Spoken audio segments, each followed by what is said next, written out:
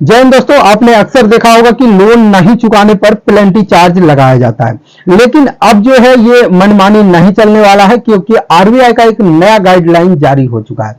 और इस गाइडलाइन के अनुसार जो भी लोन कंपनी अपने खुद के तरीके से अगर कोई भी कस्टमर के ऊपर जो है अनलिमिटेड यानी कि कोई लिमिट नहीं जो अगर पेनल्टी लगाता है तो ऐसे कंपनी का लाइसेंस तक रद्द किया जा सकता है। और आज के इस वीडियो में मैं बताने वाला हूं कि ये नियम कब से लागू किया जाएगा और किन किन लोन के ऊपर लागू किया जाएगा। देखिए, बहुत सारे लोन हैं, जैसे कि पर्सनल लोन हो गया, उसके बाद बिजनेस लोन हो गया, कार लोन हो गया, होम लोन हो गया, तो बहुत सारे लोन है और सबके लिए अलग अलग यहाँ पे नियम है।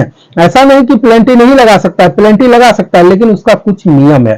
कब से लागू होगा, कैसे लागू होगा, और अगर आपको कोई भी कंपनी बहुत ज्यादा पेनल्टी लगा दिया है तो उसके लिए आपको क्या उपाय करना चाहिए, कैसे कर आपका पेनल्टी माफ होगा, आज के इस वीडियो में कंप्लीट इंफॉर्मेशन आपको मिलने वाला है। वीडियो शुरू करने से पहले आप लोगों से एक छोटा सा रिक्वेस्ट करना चाहूंगा कि अगर अभी तक आपने हमारे इस यूट्यूब चैनल को सब्सक्राइब नहीं किया है तो सबसे पहले हमारे चैनल को सब्सक्राइब जरूर से कीजिएगा और बेल वाले नोटिफिकेशन को बेल ऑफ करना ना भूलिए, क्योंकि मैं इस चैनल पर लगातार इस प्रकार की इंफॉर्मेशन वाली वीडियो आप लोगों को प्रोवाइड करवाता हूं। तो फ्रेंड, सबसे पहले बात करते हैं कि पर्सनल लोन। देखिए, ज्यादातर जो लोग हैं वो पर्सनल लोन लेना पसंद करते हैं, क्योंकि पर्सनल लोन में कोई भी चीज का जो है गिरवी नहीं रखना पड़ता है, कोई भी संपत्ति नहीं दिखाना पड़ता है, बिना गारंटी वाला लोन होता है। अगर आपको पैसे की नीड रहता है तो आपको कुछ भी नहीं करना होता है, आपको एक ऐप्स या कोई भी जो जिससे आप लोन लेना चाहते हैं उसमें अपना डॉक्यूमेंट सबमिट करना होता है, लोन अमाउंट आपको बताना पड़ता है, इमीडिएट ये पैसा आपके बैंक अकाउंट के अंदर ट्रांसफर हो जाता है। लेकिन पर्सनल लोन में काफी ज्यादा इंटरेस्ट भी लिया जाता है, काफी ज्यादा पेनल्टी भी जोड़ा जाता है। ऐसे में आपने आए दिन न्यूज में देखा होगा कि काफी कंपनियों का लाइसेंस भी रद्द किया गया है। अब वैसे में बहुत ऐसे भी कंपनी है जो कि काफी ज्यादा इंटरेस्ट लोगों से वसूल कर रहा था, लोगों का जो डाटा है उसको एक्सेस कर रहा था, और इसी चीज को मतलब सार्वजनिक करने के लिए, ताकि कोई भी लोन एप्स मनमानी तरीके से किसी कस्टमर के साथ जो है मनमानी ना कर सके, इसलिए आरबीआई ने गाइडलाइन जारी किया है। तो सबसे पहला है कि पर्सनल लोन।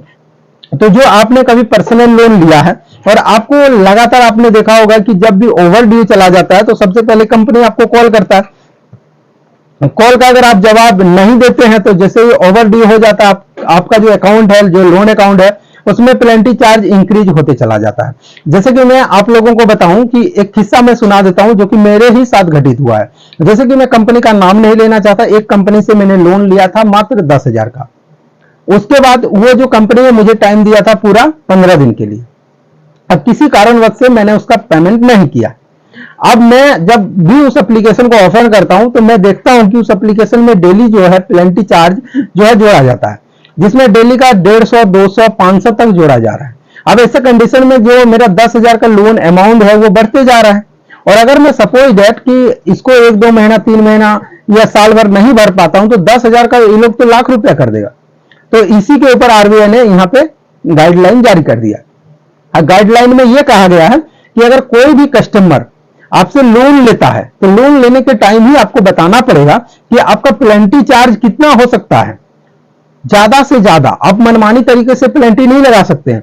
देखिए, अनसिक्योर्ड लोन जो है इसको जो भी बैंक या तो फिर NBFC registered company, apps, RBI द्वारा रजिस्टर्ड जितने लेंडिंग पार्टनर है वो अगर प्रोवाइड करवा रहा है तो खुद के रिस्क पर प्रोवाइड करवा रहा है, सिर्फ सिविल के बेस पर प्रोवाइड करवा रहा है।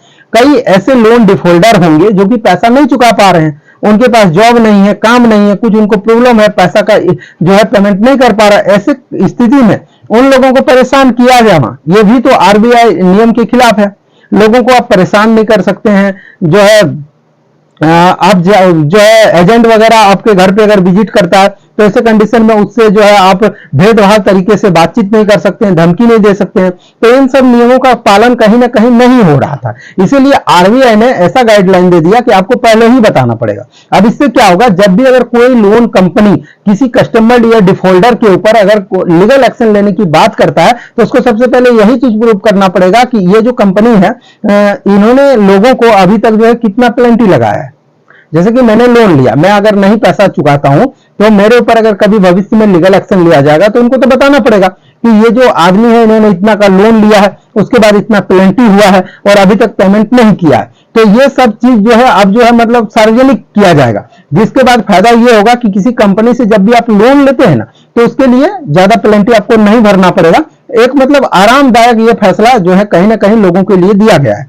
बाकी अगर अदर लोन है, पर्सनल लोन के अलावा अगर अदर कैटेगरी में आपका लोन है तो उसमें भी सेम नियम ही लागू होगा, उसमें से कोई अलग नियम नहीं है। लेकिन आरबीआई ने ये बहुत ही बढ़िया फैसला दिया है। बाकी मैं आप लोगों को बताऊं कि अगर आप किसी लोन कंपनी से लोन लिए और कंपनी बार बार आपको पेनल्टी लगाया जा रहा है तो आपको टेंशन नहीं लेना है भैया। पेनल्टी वगैरह सारा कुछ आपका कम होके सेटलमेंट होके माफ होने वाला है, उतना पेनल्टी आपको कभी भी पेमेंट नहीं करना है। और अगर ऐसा कोई कंपनी कर रहा है तो उसका स्क्रीनशॉट आप हमें भेज सकते हो, इंस्टा पर भी आप हमें कॉन्टेक्ट कर सकते हो। तो इस वीडियो के अंदर जो भी इंफॉर्मेशन मैंने आप लोगों को प्रोवाइड करवाया, अगर वीडियो आप लोगों को पसंद आया तो वीडियो को लाइक शेयर कमेंट जरूर कीजिए। इस वीडियो रिलेटेड कोई भी सवाल अगर आपके मन में है तो आप हमें कमेंट कर जरूर पूछिए। चलिए फ्रेंड, मिलते हैं किसी अगले वीडियो में।